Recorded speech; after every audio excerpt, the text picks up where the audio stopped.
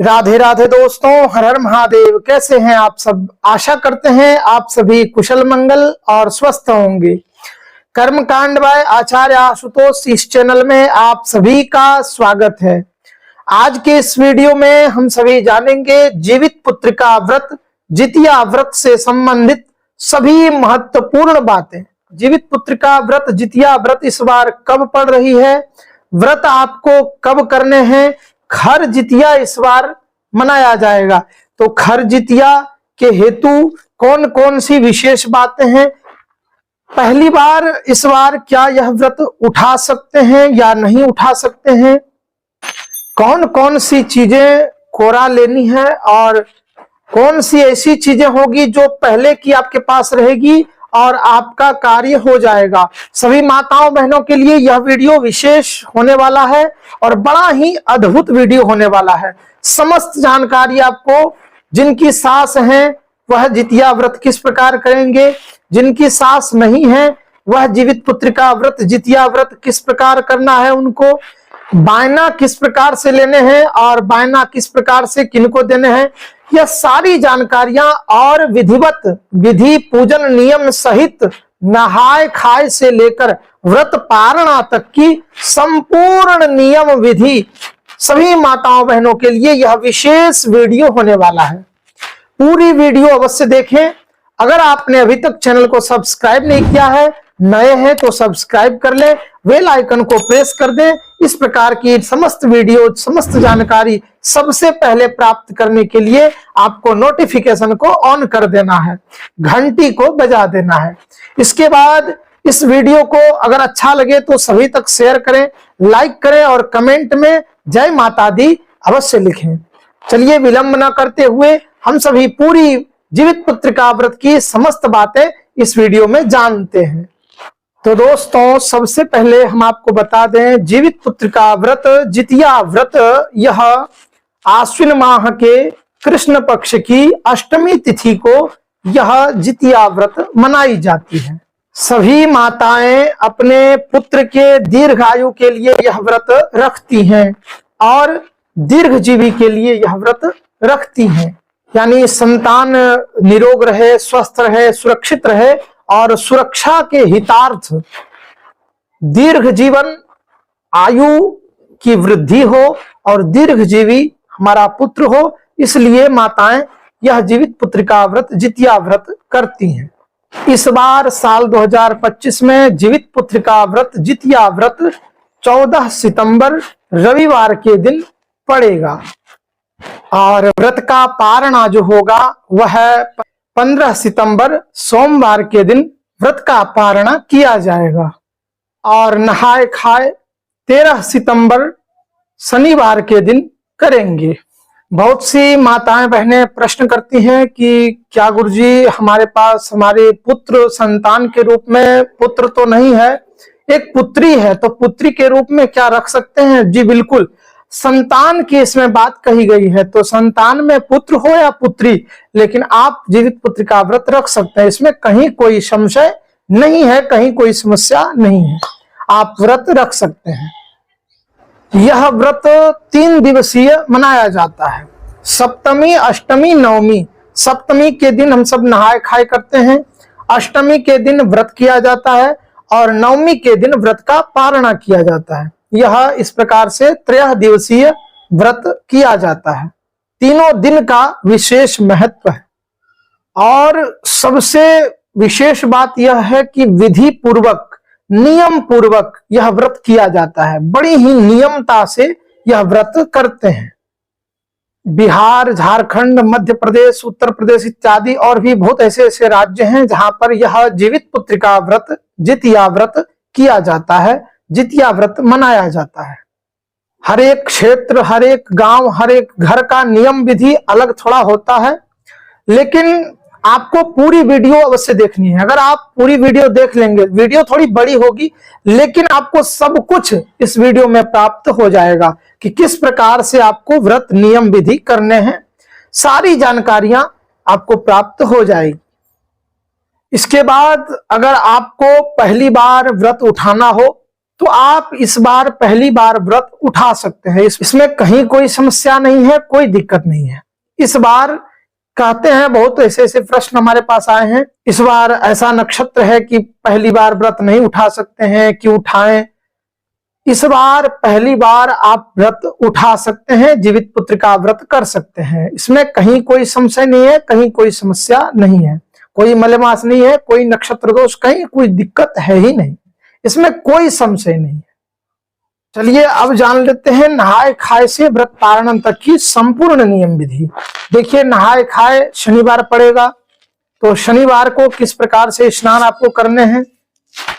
शनिवार को बाल नहीं धोते हैं, तो देखिए वार से बड़ा त्योहार होता है, तो इस बार साल 2025 में नहाए खाए आपको शनिवार के दिन ही आपको स्नान करने हैं, बाल धोने हैं। इसमें कहीं कोई समस्या नहीं है। और अगर आपके यहाँ शनिवार को बिल्कुल नहीं धोते हैं और आपको यह मानना है, तो आप शुक्रवार को बाल धो लें, शुक्रवार को ही स्नान आदि कर लें, बाल धो लें। लेकिन इसके बाद आपको लहसुन प्याज इत्यादि नहीं खाने हैं, लहसुन प्याज इत्यादि का आपको त्याग करना ही करना है। तो आप अपने घर का नियम विधि अवश्य देख लीजिएगा। लेकिन वैसे तो लहसुन प्याज इत्यादि नहीं खाना चाहिए, लेकिन बहुत लोग मछली खाते हैं, तो उस प्रकार से आपकी जिस प्रकार से प्रथा हो, आप उसी प्रकार से कार्य आपको करने हैं।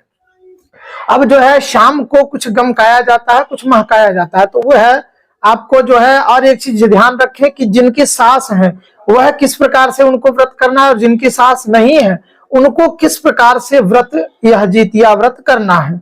नहाए खाए के दिन जिनकी सास है उनको कुछ नहीं करना है, उनको सिंपल सा जिस प्रकार से व्रत करते हैं उनको व्रत करना है।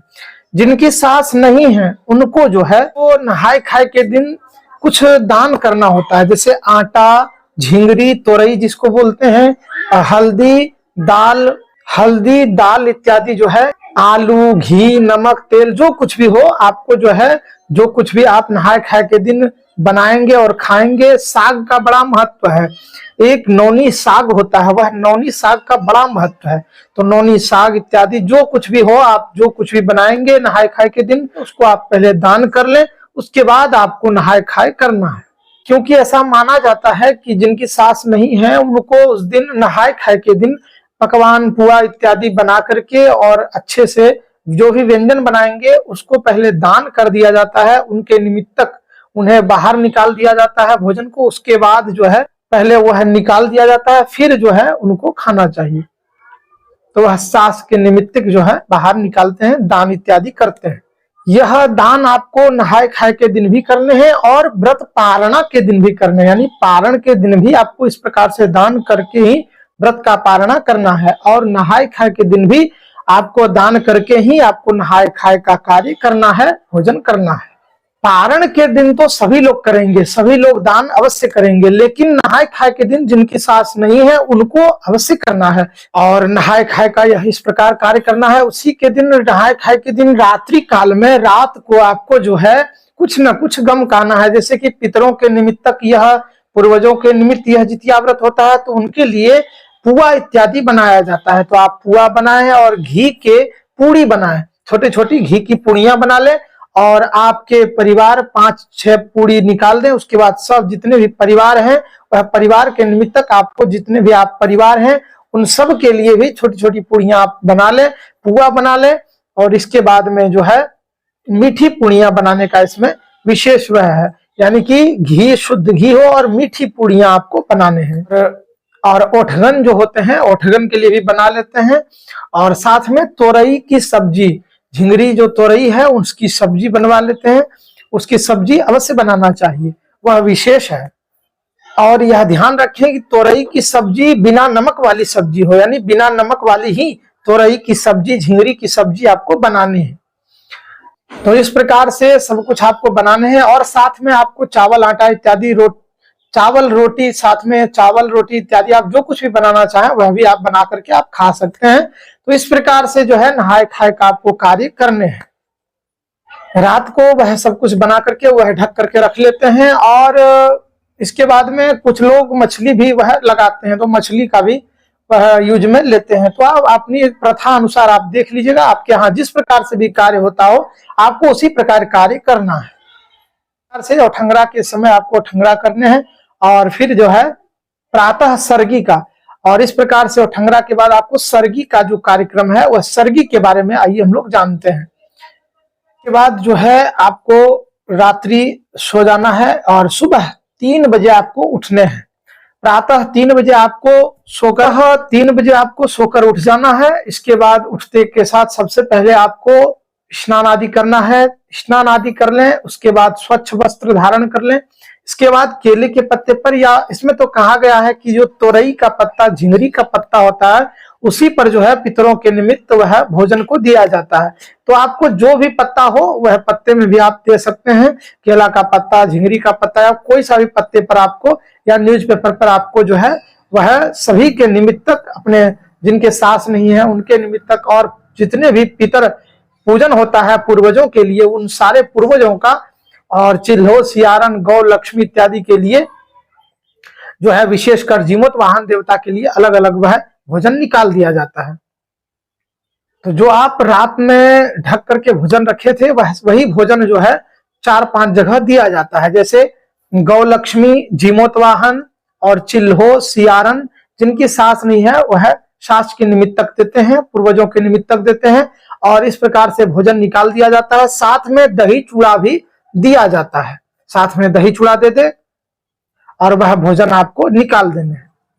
पुष्प चढ़ाया जाता है, सिंदूर लगाया जाता है। जिनकी सास सुहागन मरी थी उनके लिए जो है पीला सिंदूर उनको चढ़ाया जाता है।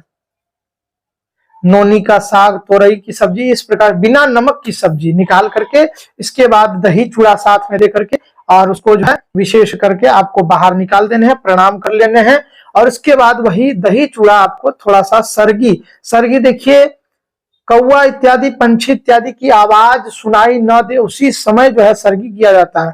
तो उसी समय आपको 3 बजे ही, सुबह के भोर में 3 बजे ही आपको यह सब कुछ निकालने के बाद आप जो है सरगी भी कर लेंगे। सरगी आपको कर लेना है। तो आप दही चूड़ा सबसे पहले मुंह में ले लें, उसके बाद जो है सरगी की ठंडी चीजें, नींबू शरबत इत्यादि आप ले लें, ORS इत्यादि ले लें।